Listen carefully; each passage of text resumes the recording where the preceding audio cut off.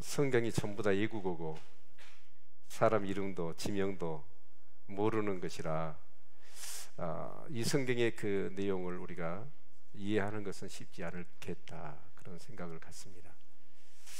그래서 저희 교회는 매일 성경을 하는 거고, 매일 성경을 꾸준히 하시면서 지도도 좀 보시고요, 그 시대의 상황이 어떤 상황인가 하는 관점에서 이렇게 이 성경을 이렇게 같이 보셨으면 좋겠습니다. 아멘. 네. 그런데 한번 이런 예를 들어볼까요?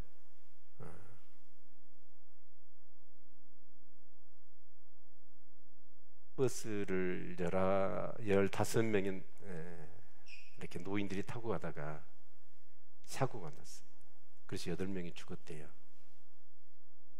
이 얘기를 하면 여러분은 어떤 생각이 들지요? 그게 어디서 언제 일어났느냐가 중요하겠죠. 근데 그게 영암에서 일어났대요. 우리 지역에서 얼마 전에. 그래서 우리가 이 성경의 내용을요 이해하는 데 있어서 중요한 게 뭐냐면, 어디에서 일어났고 어떤 때 일어났느냐 라는 것을, 그러니까 시간과 그 지리적인 상황들을 이해하는 것이 성경의 내용을 깊이 이해하는데 매우 중요하다는 것입니다. 그렇죠? 국사보다도, 국사는 그러잖아요, 편찬이론이 있어요. 그래가지고 그 국사에 대한, 역사에 대한 부분도 그 기록한 사람의 의미의 생각, 역사관에 따라서 다 이렇게 각색이 돼버리잖아요. 그래서 요즘 역사책도 못 믿겠어요. 국사책도 못 믿겠고. 그런데 이 성경은요 믿어야 합니다. 왜 그럴까요? 이건 하나님의 말씀이에요. 풀은 마르고 꽃은 시드나 하나님 말씀은 1.1획의 변함도 없습니다. 그런데 이 말씀이 진짜 우리에게 믿음을 가져다 주는 거잖아요. 그러기 위해서는 이 말씀을 신뢰해야 되거든요. 그러면 이 말씀에 대한 신뢰를 갖기 위해서는 이 말씀 속에 담겨져 있는 어마어마한 그 하나님의 마음, 정말 우리를 구원하시기 하고 우리를 도우시기를 원하신 하나님의 그 뜨거운 마음이 근 6,000년의 역사 가운데서 어떻게 진행되어져 오고 있는가 하는 그런 부분들을 이 역사나 지리적인 상황, 어떤 시간적인 상황 속에서 수없는 사단의 공격과 인간의 불순종에도 불구하고 하나님 홀로 에로이 이 역사를 진행해 오신 것, 우리를 구원하시기 위해서.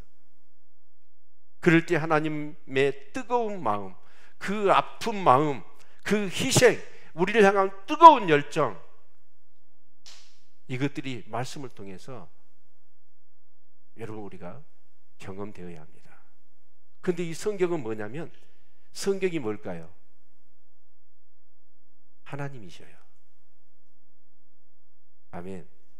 바로 주님이셔요. 말씀이 육신이 되어 우리 가운데 거하심에 바로 그분이 누구예요? 예수 그리스도예요. 말씀이 육신이 돼서, 말씀이셨는데 그 말씀이 육신이 돼서 우리 가운데 오신 분이 예수 그리스도라고요. 그러니까 바로 이 말씀이 누구냐? 바로 하나님이셔요. 이 역사 가운데 하나님의 마음이 녹아져 있어. 그럴 때 말씀을 읽으면서 나도 모르는 사이에 그 하나님의 사랑과 은혜와 그 놀라운 희생이 막 느껴져서 따뜻하게 막 눈물이 솟아나고,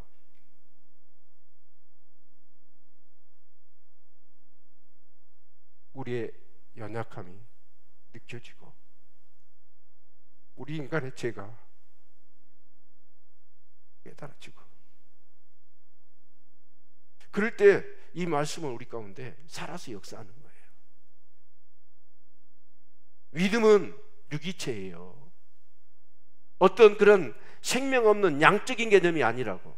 하나님과의 관계에서 관계적인 개념이에요, 믿음은. 정말 바랍니다. 5월달, 6월달 우리가 신명기를 묵상할 텐데 그냥 주일날만 와서 예배 드리는 그 신앙에서 벗어나시고, 신앙과 삶이 분리되지 아니하고 신앙이 삶이 되고 삶이 신앙이 되어지는 그런 삶을 살아갈 때 살아계신 하나님은 나의 하나님이 되시고 살아계셔서 그 말씀을 통해서 오늘 우리의 심령과 우리의 삶 가운데 역사하시는 거예요. 그래서 그냥 교회 와서만 성경 보지 마시고 밥 먹듯이 매일 성경 묵상하시고 그 묵상하신 말씀대로 살려고 깨어서 기도하시기를 축원합니다. 아멘. 네, 오늘 제목의 말씀은 지나갈 때와 싸울 때입니다. 같이 한번 읽어봅시다. 시작. 네. 어떨 때는 지나가야 되고 어쩔 때는 싸워야 될까요?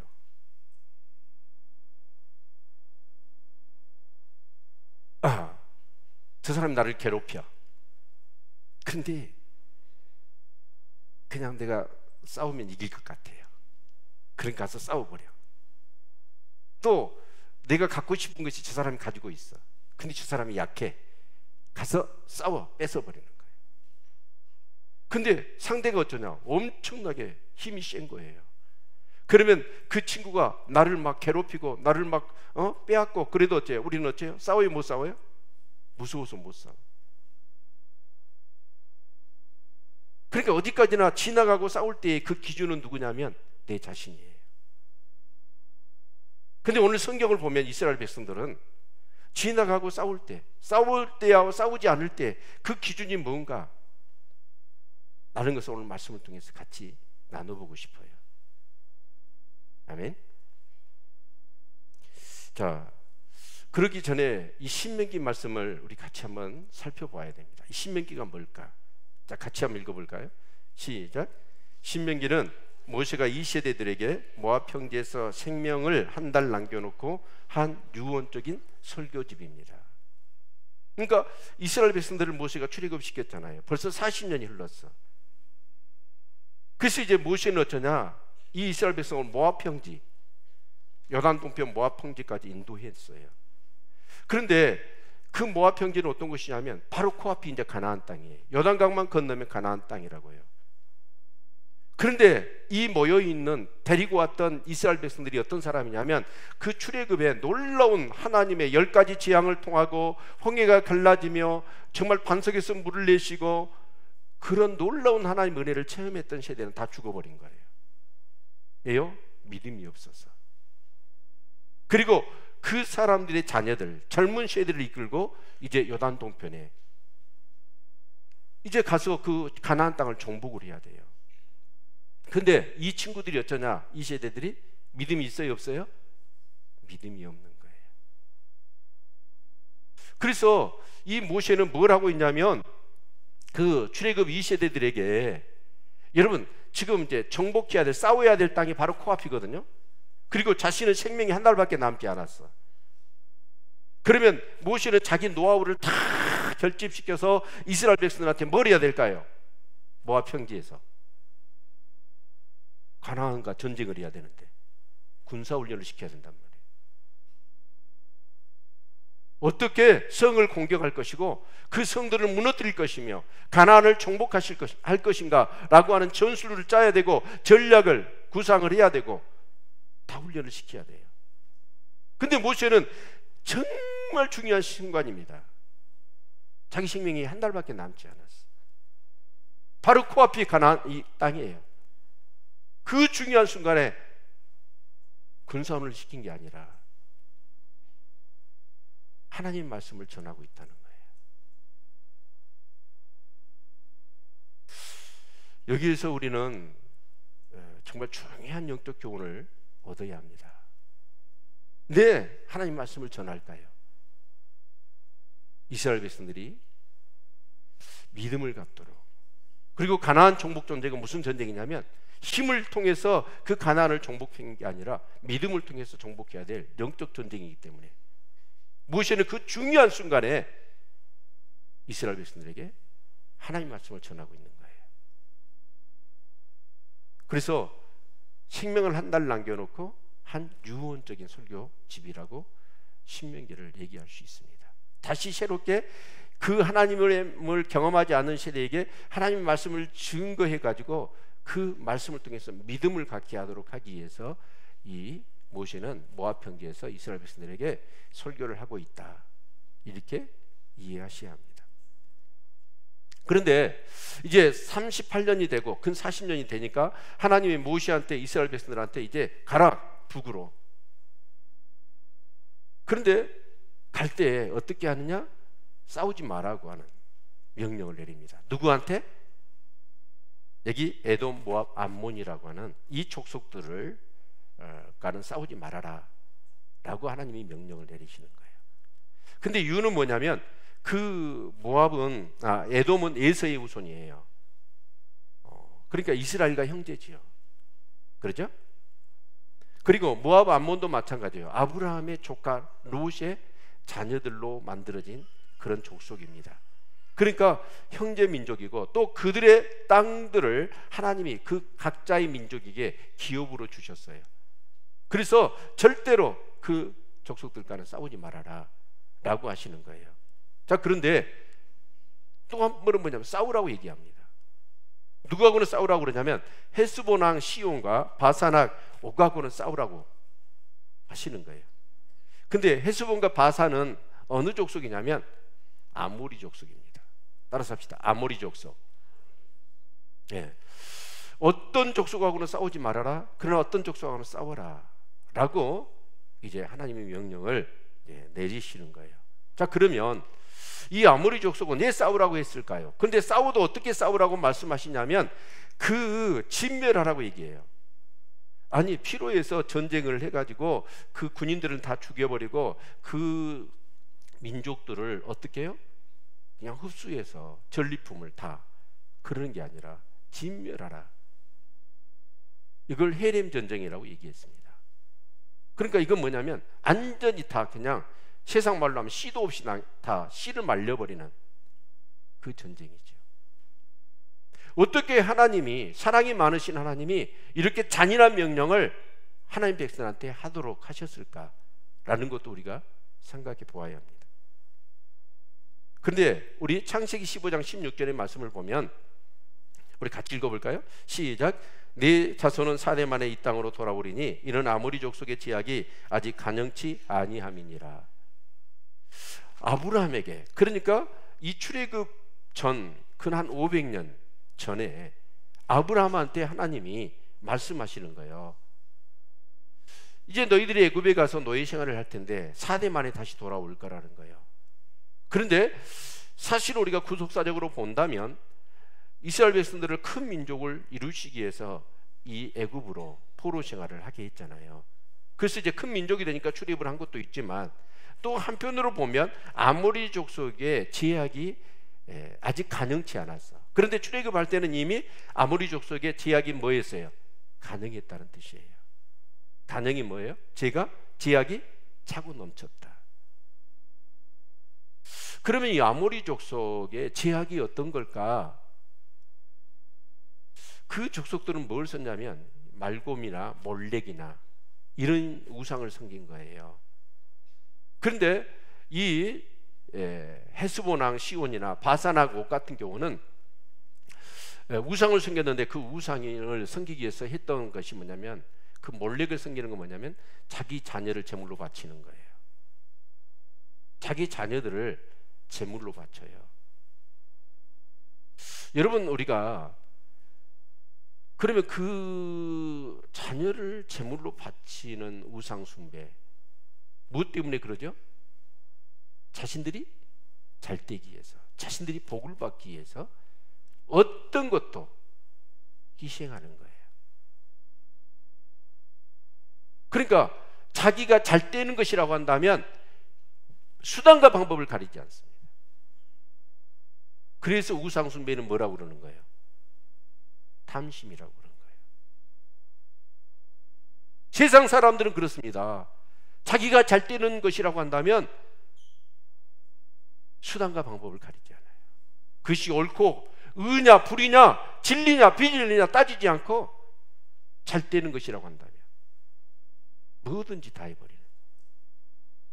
근데 하나님 섬기는 사람은 그렇게 살 수 있어요, 없어요?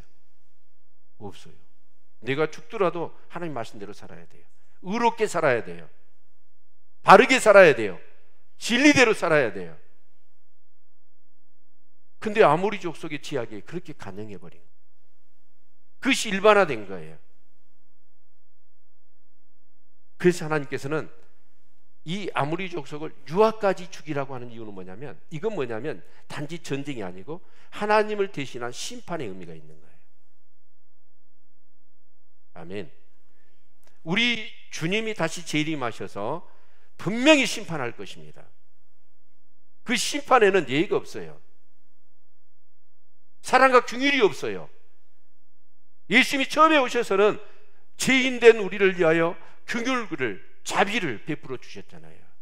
누구든지 그 자기가 죄인인 것을 고백하고 예수님이 내 죄를 위해 십자가에 죽으셨던 사실을 믿기만 하면 그 죄를 용서하시고 우리를 의롭다 하시고 우리를 구원하십니다. 그러나 주님이 재림하셔서는 이제 의대로, 긍휼과 자비는 없어요. 의로 심판하십니다. 불의한 자는 누구를 막론하고 다 죽는 거예요.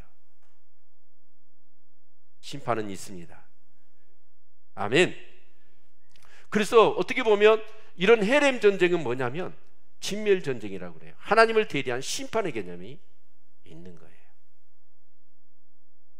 그래서 이스라엘 백성들이 지금 헤스본과 모압이라는 땅을 정복해서 거기서 어느 정도를, 또 갓 지파, 므낫세 지파, 반 지파, 또 루벤 지파 거기서 살잖아요. 근데 그 이방 족속들을 살려놓으면 어떻게 될까요? 이스라엘 백성이 거기에 물들어 버리는 거예요. 그래서 다 진멸하라 라는 것이죠. 자, 우리가 여기 지도를 좀 보셔야 되는데요. 이 지도를 잠깐 볼까요? 네. 여기 지도를 보시면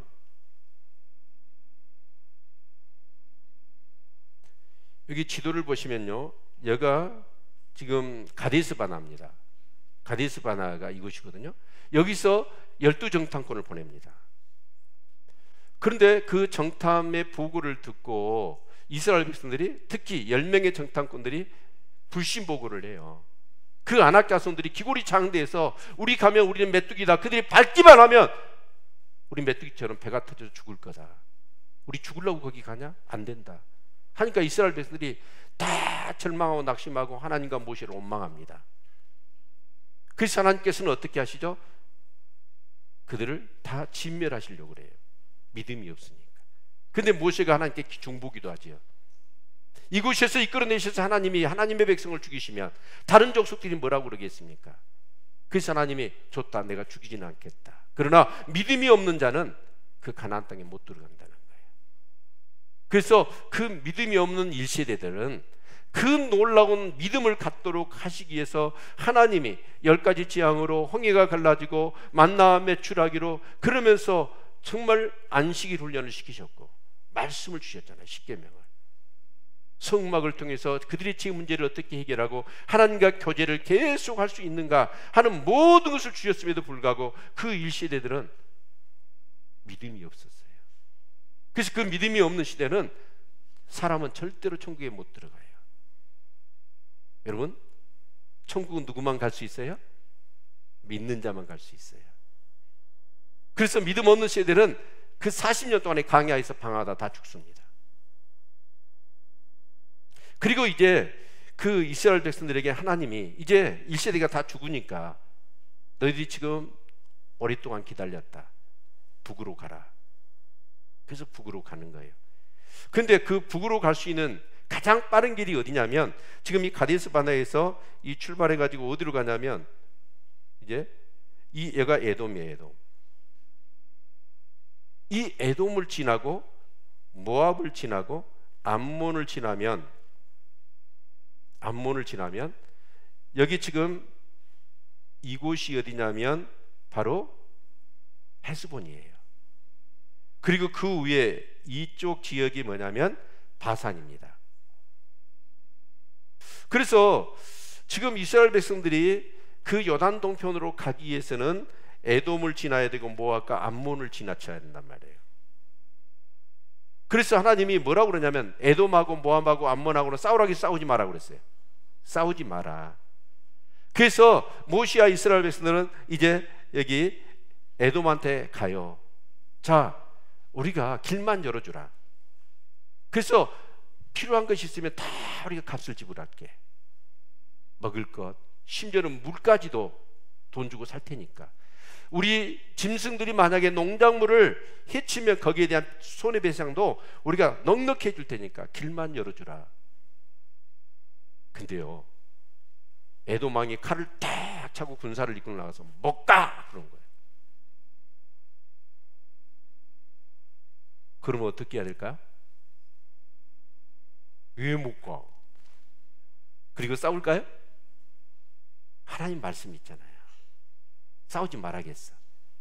그래서 이스라엘 백성들은 어쩌냐? 여기서 다시 돌이켜요. 돌이켜서 이걸 여기 보면 엘락과 에시엔 교벨이 있죠. 그러죠? 그러니까 몸이 넘어가 보네요.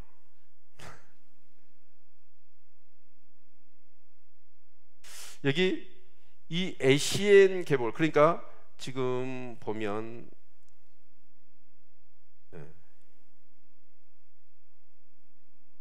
이렇게 되겠죠. 여기 지금 에시엔 계볼과 에글랏이라고 하는 이 아카바만의 홍해 가장 북부 상단 이 항구가 지금 이스라엘 땅입니다. 그러니까 아랍과 6.1 전쟁을 하면서 사실 이 시나이 반도를 다 차지해 버리잖아요. 근데 이제 국제 막 사회에서 난리를 치니까 이스라엘이 시나이 반도는 반납합니다. 근데 그 이스라엘이 끝까지 지켰던 게 어디예요? 지금 여기 에시엔 게벌하고 에글랏입니다. 왜 그러냐면 만약에 이스라엘이 이 홍해의 항구를 갖지 못하면 그들은 이 지중해를 통해서 세계로 나가야 돼요. 배가. 근데 이 에글랏이라고 하는 항구가 있기 때문에 그들은 어때요? 그걸 통해서 태평양으로 갈 수도 있고 인도양으로 갈 수도 있고 굉장히 중요한 항구지요. 자, 근데 그게 중요한 게 아니고 이스라엘 백성들은 어디까지 내려오냐면 여기 에글랏까지 내려와요. 아니 지금 요 소돔 지금 홍해 이 홍해길로 에돔이 길만 열어주면 이렇게 하고 일로 쏙 가버리잖아요. 이해가 됐습니까? 이렇게 가는데 에돔하고 모압하고 암몬이 길을 안 비켜주는 거예요. 그래서 어디까지 내려오냐면 쫙 밑에까지 내려온 거예요. 근데 민수기 21장을 읽어보면 그때 내려오다가 여기에 에글랏 바로 위에가 뭐가 있냐면 딥나라는 지역이 있습니다. 근데 그 딥나에 가보면 구리 강산이 많아요. 구리 온석들을 채취해가지고 막 산처럼 쌓아놨습니다. 이스라엘이. 세계 거의 80%의 구리가 거기서 나와요. 그런데 그 딥나라는 곳에 이르자 아니 그렇게 에돔만 길 열어주면 금방 가는데 또 밑으로 내려와야 되거든요. 그러니까 이스라엘 백성들이 어째요? 민수기 21장 4절의 말씀을 보면 그 길로 인하여 이스라엘 백성들이 뭐예요? 원망하기 시작합니다. 원망하면서 이야 애굽에 매장지가 없어서 우리를 이 강야로 이끌어내가지고 물도 없지 이 박학한 이 만나를 우리가 매일 넌저리 나게 먹어야 되지. 그러면서 막 원망과 불평을 쏟아내놓는 거예요. 그러니까 하나님께서 뭘 보내요? 뭘 보내요? 불뱀을 보내는 거예요. 그래가지고 불뱀들이 막 사막에서 나와가지고 막 뿔뿔 기어 나와가지고 막 다 물기 시작하는 거야. 독사들이. 그러니까 이스라엘 백성이 쓰러져가지고 죽어가. 그래서 모세가 깜짝 놀라가지고 하나님 어떻게 합니까? 그랬더니 하나님이 노뱀을 만들으라 그래요. 그래서 노뱀을 만들어가지고 장대에다 딱 높이 세워. 그리고 그 노뱀을 쳐다본 사람은 살아. 안 쳐다본 사람은 어땠을까요? 죽는 거예요. 그래서 거기 딥나에 가보면 큰 산 밑에가 신전이 있더라고요. 근데 거기서 구리뱀을 발견합니다. 왜냐하면 그가 구리가 굉장히 많이 나는 지역이에요. 그래서 그들이 그것을 경험하고 나서 에시엔 계별로 내려가지고 어디로 가냐면 지금 어떤 길이냐면 이 길이에요. 이게 이 길을 따라서 이렇게 들어가는 거예요. 근데 뺑 돌아가는 거죠. 네. 자, 이것을 이해해야 이 민수기 말씀을 봐야 사실 신명기 말씀을 우리가 바로 이해할 수가 있는 겁니다. 그러니까 뺑 돌아서 요 밑에까지 쭉 내렸다가 다시 둘러서 가는 거예요. 뭐 때문에요? 하나님 싸우지 말라니까. 그러니까 우리가 말씀대로 살면서도 막 둑이 날 때가 있죠. 섬기려고 자원하면서 말씀대로 살아야지.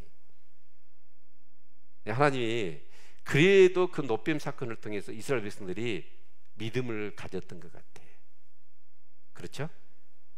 그래서 혼이 나고 나니까 마음을 가다듬고 이제 모세가 가져가니까 가는 거예요.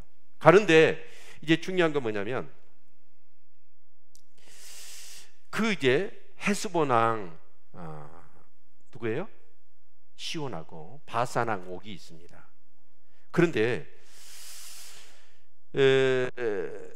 그게 말씀을 보면 우리 신명기 3장 11절 같이 한번 읽어볼까요? 시작.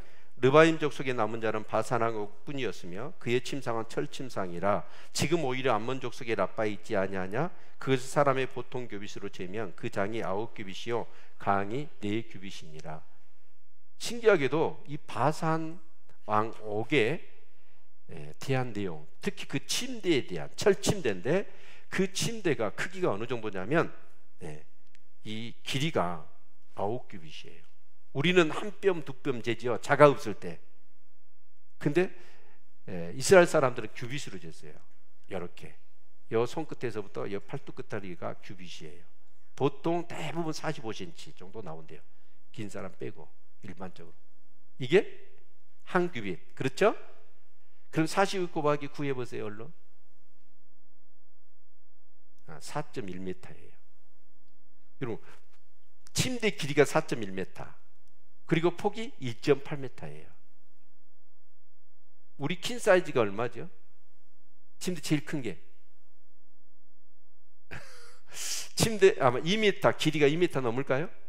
그 정도 될 거예요. 폭은요? 둘이 작으니까. 근데 1.8, 그러니까 바산한 옥이 얼마나 체격이 컸는지 알겠죠? 그게 르바임 족속이에요. 르바임 족속은 거인을 얘기해요. 자, 근데 또 하나 기억해야 될 것이 있는데 그게 뭐냐면 같이 한번 읽어보세요. 사무엘상 13장 22절 시작. 싸우는 날에 사울과 요나단과 함께한 백성의 손에는 칼이나 창이 없고 오직 사울과 그 아들 요나단에게만 있으니라. 그러니까 이스라엘 백성이 이제 가나안 정복 전쟁을 했어. 그리고 나서 사울이 초대 왕이 돼가지고 왕을 다스리는데 왕이 되었는데 그 나라의 백성들은 칼이 있어요, 없어요? 없어요.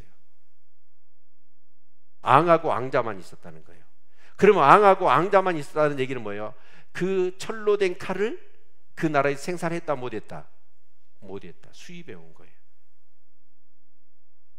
이 말은 뭔 말이냐면 이스라엘 백성은 그 당시에 철기 문화가 아니었다는 뜻이에요. 철기 문화 앞에 무슨 문화예요? 청동기 문화예요. 그런데 바산왕 옥은 뭐예요? 침대가 철로 됐어. 여러분 그러면 한 나라에 무기를 먼저 만들겠어요? 침대를 먼저 만들겠어요? 무기를 먼저 만들어요. 그럼 침대를 철로 만들었다는 것은 철의 문화가 일반화됐다는 뜻입니다. 그렇죠? 그래서 청동기 문화, 이스라엘은 청동기 문화예요. 그리고 여러분 바산은 뭐냐? 철기 문화란 말이에요. 여러분 청동으로 되어 있는, 구리로 되어 있는 칼하고 쇠로 된 칼하고 누가 이길까요? 싸우면? 쇠지요. 잽이 안 되는 거예요. 칼이나 창이 다 뚫어버리잖아요. 자, 근데 그 르바임 족속은 뭐냐면 거인이었어요. 특히 성경에 보면 아낙 자손들, 그러니까 12정탐꾼들이 가나안 땅에 가가지고 기겁해갖고 돌아와가지고 우리 다 죽었다고 했던 이유가 뭐 때문이죠? 아낙 자손들이에요. 그런데 창세기도 보면 그 사람들이 네피림의 후손으로 나오고 있어요. 자, 그러면 우리 한번 종합을 해볼까요? 자, 여기 이 그림을 한번 볼까요? 그 바산 그쪽 지역에서 이렇게 고고학자들이 이렇게 출토를 했어요. 출토를 했는데 여기 볼까요? 여기 지금 이건 뭐라고 그러죠? 에? 미이라 같은 거죠. 얼마나 커요?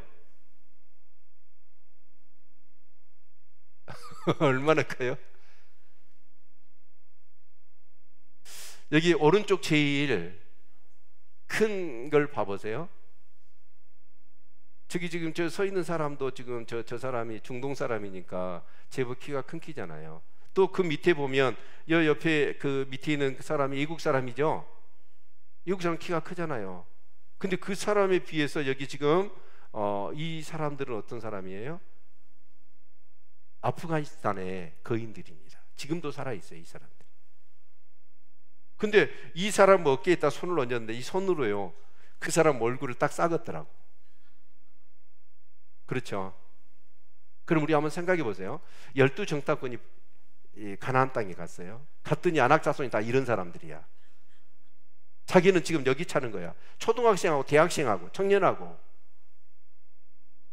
그러니까 12명의 정탐꾼 중에 누가 정상이에요? 10명의 정탐꾼이 정상이야. 거기 가서 걔들하고 싸운다고 말하는 놈들이 미친 놈들이지. 안 그래요? 아니 아무리 들려봐도 전부 다 대학생들이야. 자기는 초등학생인데.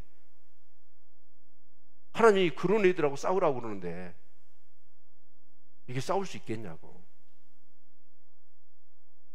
자, 그러면 그것은 그거고, 오늘 지금 이스라엘 백성들 모압 평지 가기 전에 이제 노뱀 사건을 경험했어. 그리고 나서 시온과 싸우라고 그러고 바산과 싸우라고 할 때 이런 사람들이 나와가지고 떡대같이 칼차고 무장해가지고 딱 버티고 있는데 싸울 수 있겠어요?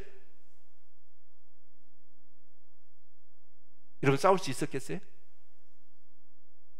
슬금슬금 도망가 버릴 거예요. 근데 이스라엘은 싸웠다 안 싸웠다? 싸웠다. 아니 뭘 믿고 싸우죠? 아까 에돔, 모압, 암몬족 속들과는 싸우지 마라 하니까 안 싸웠어. 무엇 때문이었어요? 말씀 때문이었어요. 그러면 여러분, 이 헤스본랑 시온과 바산랑 오가고 싸울 때는 또 무엇 때문에 싸운 거예요? 말씀 때문에 싸운 거예요. 하나님 싸우라고 그랬잖아요. 싸우지 마라 하니까 안 싸웠고 싸우라 하니까 싸운 거예요. 왜요? 자기들이 가지고 있는 힘이나 능력이나 여러 가지 조건들 다 비교해 볼 때는 잽이 안 되는 거예요. 근데 말씀하시니까 싸운 거예요.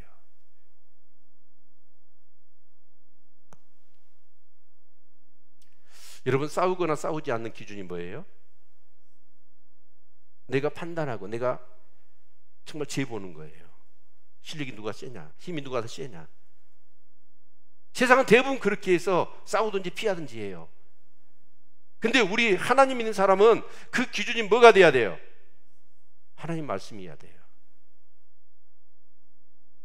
왜 우리의 삶 가운데 기적이 없느냐? 다 내가 판단해, 계산을 해. 그리고 내가 생각해서 될 것 같으면 하고 안 될 것 같으면 포기해버리는 거예요. 자, 싸우거나 싸우지 않는 기준은 뭐다? 네, 하나님의 말씀이에요. 우리 자막 볼까요? 자, 싸우거나 싸우지 않는 기준은 하나님의 말씀이에요. 자, 그러면 하나님의 말씀이 알고 있다고 해서 다 그대로 되느냐? 천만의 말씀입니다. 하나님 말씀을 따라 살기 위해서 필요한 것이 있어요. 하나님 말씀은 알아. 근데 여러분, 사라지나요? 우리 문제가 그거잖아요. 말씀은 알고 있는데 정작 상황이 딱 우리에게 부딪혀 왔을 때 우리는 어떠냐? 믿음이 작동한 게 아니야. 내 이성이, 내가 작동하는 거예요. 판단해요. 계산해봐요. 근데 이스라엘 백성들은 어쩌냐? 그 시온왕과 바산왕이 딱 군대 칼 차고 나와서 딱 전쟁을 하려고 하니까 오금이 절어버린 게 아니라 믿음이 발동해. 하나님 말씀이. 노뱀 사건을 통해서 죽은 자가 노뱀을 쳐다보면 살아나더라는 거예요. 그래서 그들은 어떻게 합니까? 싸우는 거예요. 이겼어요, 졌어요? 이겼어요. 어떻게 이겼어요? 완전히 KO로 이겼어요. 판정승으로 이긴 게 아니라 KO로 이겼단 말이에요. 아멘. 그래서 우리 자막을 딱 보여줘야 되는데 제가 얘기하면 딱 나와야 되는데, 이제 하나님 말씀을 따라 살기 위해서 필요한 것이 뭐다? 믿음이 있어. 하나님을 신뢰하면 그냥 죽어도 가서 하는 거예요. 그게 믿음이에요. 하나님이 하라고 하면 하고, 하지 말라고 하면 안 하는 거예요. 누구를 믿는 거예요? 하나님을 믿는 거예요. 나를 믿는 게 아니라. 아멘. 그런데요, 제가요, 이 민수기 말씀과 신명기 말씀을 비교해서 같이 이렇게 보면서 제 나름대로 이렇게 정리가 되는 게 있었어요. 우리 같이 한번 볼까요? 자, 바산 정복시 민수기에는요 3절이 나오더라고. 3절만 간략하게 적었어요. 근데 신명기에는 11절을 우리 1절부터 11절까지 읽었잖아요. 그러니까 3배 이상으로 더 많이. 그래서 그 바산악을 정복했던, 또 시온 그 나라를 정복했던 그 도시 이름들, 성읍들의 이름들을 다 열거하고, 심지어는 바산한 옥의 철침대의 사이즈까지 기록해 놓은 이유가 뭘까? 모세가 이스라엘 백성들한테 그 얘기를 구체적으로 설명한 이유가 뭘까를 한번 생각해 봤어요. 그 이유가 뭐냐면 믿음을 격려하기 위해서예요. 아멘. 근데 지금 그들이 어쩌냐, 모압 평지에 앉아있는 그들이 방금 시온도 이기고 바산도 이긴 거예요. 근데 그것을 구체적으로 열거를 합니다. 하면서 우리가 이겼지 않느냐? 뭘로 이겼느냐? 뭘로 이겼어요? 믿음으로 이겼다는 거예요.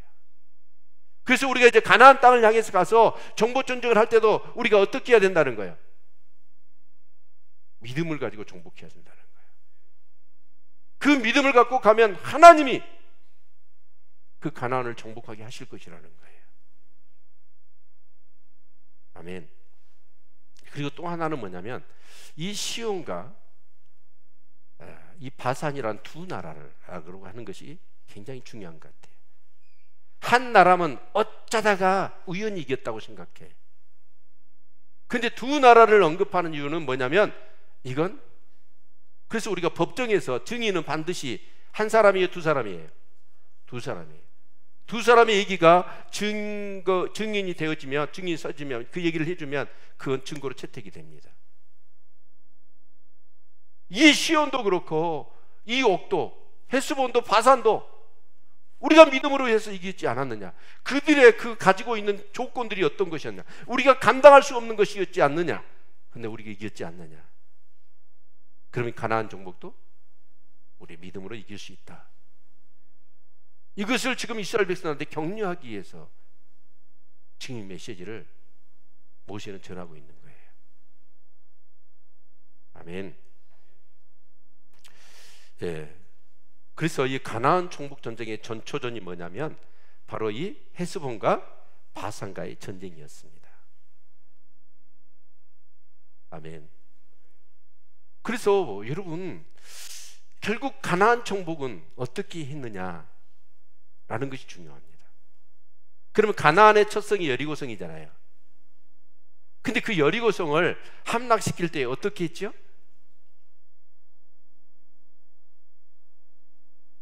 여러분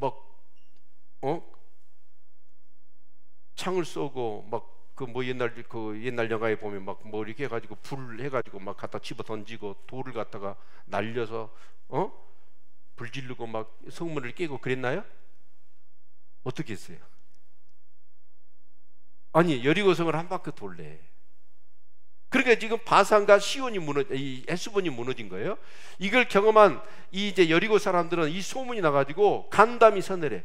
와, 저 이스라엘 백성들 하나님이 함께 하시니까 도저히 우리가 못 이겨내겠다. 그러니까 어째요? 성문 꽉 걸어 잠기고 여리고성 주민들이 뭐예요? 수비만 하고 있는 거예요. 그런데 하나님이 뭐라고 그러냐면 하루에 한 바퀴씩 도라는 거예요. 돌고 나서 이스라엘 백성들은 뭐 했을까요? 군사훈련 했을까요? 여호수아의 말씀은 자빠져 잤어요. 한 바퀴 돌고 할 일 없으니까 가서 자빠져 자고, 다음 날 또 한 바퀴 돌고 자빠져 자고, 그리고 마지막 날 7일날 7바퀴 돌고 양각 나팔을 제사장에 부으니까 이스라엘 백성이 이야 함성을 지르니까 실성의 여리구성이 어르르 무너져 버려요.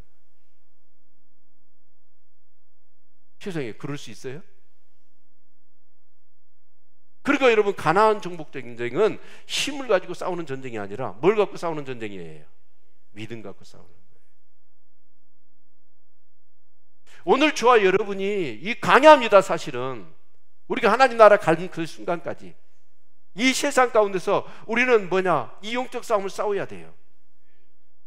수없는 형형색색의 시험들이, 문제들이, 상황들이 우리의 삶을 딱 가로막고 있단 말이에요. 근데 그럴 때 진짜 하나님이 역사하시느냐, 내가 하느냐, 무엇에 의해서 결정나는 거예요? 믿음에 의해서. 믿음 있는 사람은 그런 상황이 오면 올 테면 와봐라 그러면서 다윗처럼 그 골리앗을 향해서 가서 돌을 날리는 거예요. 믿음이 있으니까. 너는 칼과 단창으로 나오지만 나는 내가 섬기는 여호와의 하나님의 이름으로 나간다고 그러지 않습니까? 그래서 골리앗을 다시 거꾸로 뚫어버려요. 근데 믿음이 없는 사람은 어떻게 되죠? 오금이 저려가지고 도망가 버려요. 싸우려고 하지 않아. 진짜 그때 하나님이 도와주시려고 딱 기다리고 있는데 믿음이 없는 거야. 하나님을 작동시키고 움직이게 하시는 게 뭐예요? 믿음이에요. 믿음이 없이는 기쁘시게 할 수 없다고 그랬어요. 하나님께 나가지 않으면 반드시 그가 계신 것과 자기를 찾는 자들에게 상 주시니심을 믿어야 된다고 그랬어요. 믿음이 없으면 수 없는 삶의 어떤 그런 전쟁이 우리에게 있게 될 건데 이기지는 못해요. 그러니까 맨날 치고 맨날 치고 맨날 치다 보니까 어때요? 믿음을 잃어버려. 근데 이긴 사람은 어떻게 되죠? 믿음으로 했더니 하나님이 불가능한 일을 도저히 안 된다고 생각했던 것들이 이루어지는 거예요. 이겨내는 거예요. 그래서 저는 믿음은요, 아까 서론적으로 말씀을 드렸어요. 그냥 어떤 도라무통에 이만큼 정해져서 양으로, 믿음은요 하나님과의 관계에서 살아있는 개념이에요. 하나님과의 관계가 끊어져 버리면 그 믿음은요 유리조각처럼 바싹 깨지고 하나도 형체도 남지 않아요. 믿음은 관계의 문제예요. 생명의 관계. 여러분이 12정탐꾼이 돼가지고 여러분이 진짜 그 정도 정탐꾼이 누구예요? 각 지파에서 가장 믿음 좋은 사람을 선택해서 보낸 거예요. 그 사람들이 가가지고 10명이 어떻게 했나요? 그 안악자손 보면서 지금까지 하나님이 역사하셨고 자기가 경험했던 하나님에 대한 믿음을 싹 잃어버립니다. 사라져버려요. 그 믿음이 아니었던 거죠. 근데 여호수아 갈렙은 어쩌죠? 믿음이 있었어요. 여러분, 정말 우리가요 믿음을 갖게 되는 건 어떻게 갖게 될까요?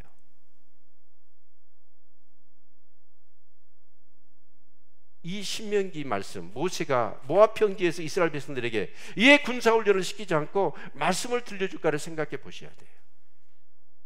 그 가나안 정복 전쟁을 하기 위해서 모세는 그 중차대한 시간에 하나님의 말씀으로 그들을 무장시키고 있어요. 왜요? 그 말씀을 통해서만 뭘 가질 수 있으니까? 믿음을 가질 수 있으니까. 그래서 로마서 10장 17절은 이렇게 말씀합니다. 믿음은 들음에서 나고 들음은 예수 그리스도의 말씀으로 말미암느니라. 말씀 외에는 우리가 믿음을 가질 수 있는 방법이 없습니다. 아멘. 그래서 모세는 그 중요한 순간에 이스라엘 백성들을 다 모아놓고, 민수기가 34장까지 있으니까 이 34장의 말씀을 며칠간 했을 것 같아요. 제가 아침에 밥 먹고 계속 말씀 전하고 또 밥 먹고 말씀 전하고. 예요. 모세가 지금까지 자기 삶을 뒤돌아볼 때 믿음을 가지고 있고 믿음을 가질 수 있고 그 모든 전쟁에서 승리할 수 있는 것은 오직 믿음뿐인데 그 믿음은 말씀뿐이었어요. 말씀을 통해서 얻는 거예요.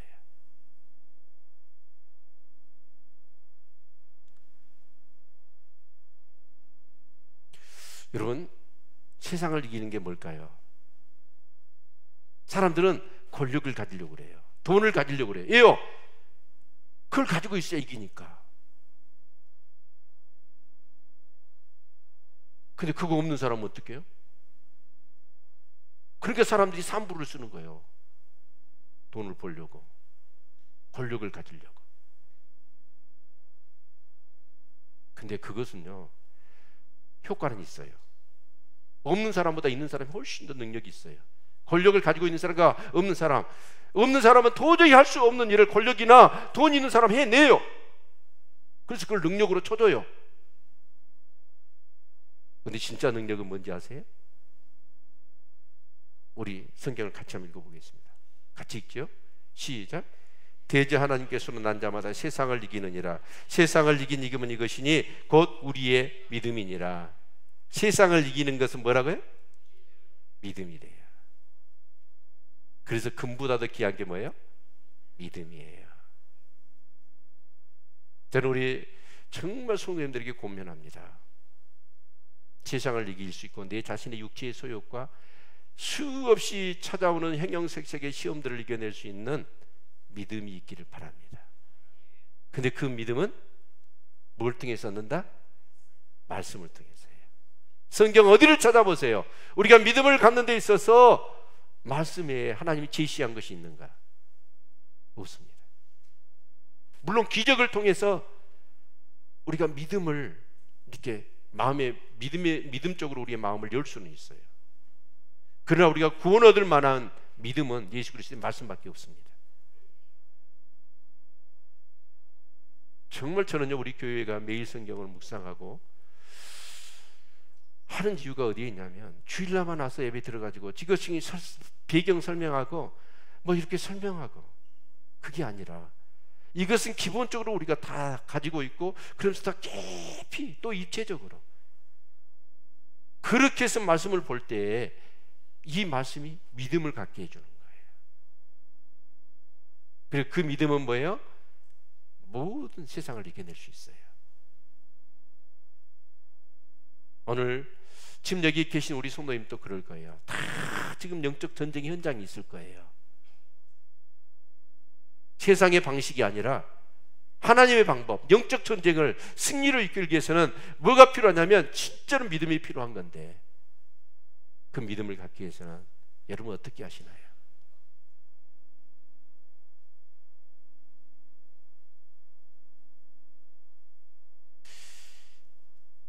정말 이스라엘 백성들이 그 가나안 땅에 가서 싸워야 될 전쟁은 영적 전쟁이고, 그 영적 전쟁의 승리의 비결은 믿음이었습니다.